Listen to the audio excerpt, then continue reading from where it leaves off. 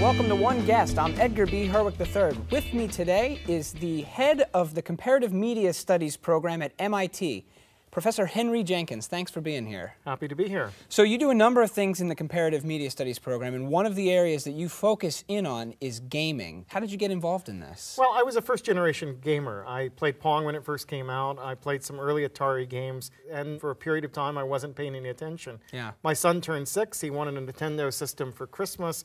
We plugged it in on Christmas morning, and I saw Super Mario Brothers for the first time, and I was absolutely riveted, fascinated.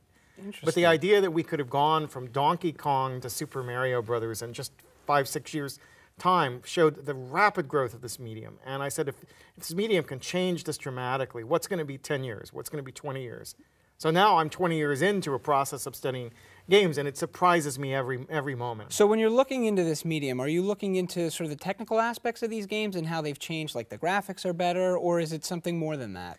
Games are an emerging art form. They may be the most significant new art form of the 21st century. There's enormous creative energy being poured into games, both on the side of games makers and on the side of game players, who are beginning to take the medium in their own hands and beginning to rework games, using it as a platform to create animation, using it as designing their own games. So I'm interested in this as a mode of human expression. There seems to be still sort of a stigma around gaming, right? It's a waste of time. It's something, you know, that geeks or nerds do.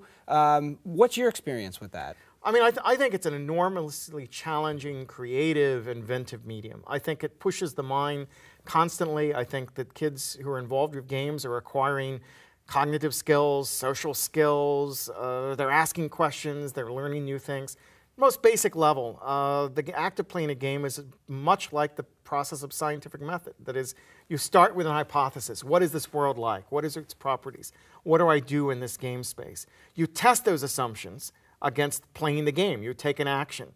The action works, it doesn't work, you die, you start over, you explore this level. You're gradually refining your understanding of this world. You have one side which, you know, violence in video games is bad, but video games also have potential. What we see in the question of violence is it's a powerful medium for thinking about ethics. It's a world where you make choices and play out your consequences. Right. So to be able to get kids to think long-term about the consequences of their choices, there's no better medium than video games.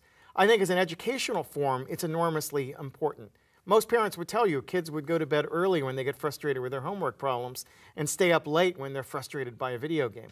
They'll stay up to beat it. So if we can embed the content of education into the form of the video game, then we're in a situation where we have a deeply motivating medium that pushes kids to very advanced levels of thought and helps them solve problems, work with visualizations and simulations, you know, network socially with other players, learn how to use tools to create. The potential of video games for education are enormous. Who knows where the future's going, but there's one man here who's helping to shape it. Thanks so much for being with us today on One Guest. We'll see you next time.